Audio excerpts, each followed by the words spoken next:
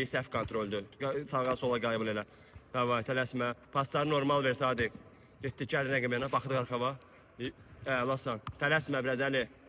Hoppa, baxırıq arxama. Qəbul elədik.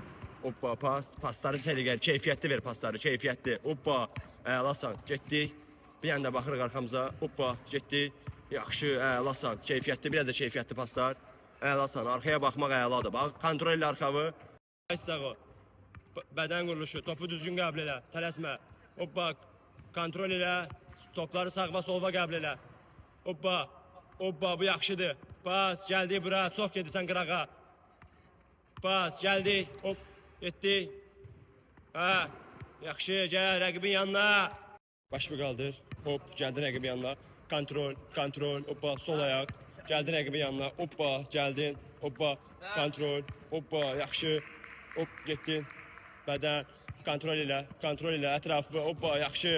Əlasan, hoppa, pas, gəldin rəqibin yanına, kontrol, ətrafa bax, baxmırsan arxava baxmaq lazımdır. Getdik. Gəldin rəqibin yanına, hop, kontrol, biraz çox gedirsən, ancaq xətlə aç.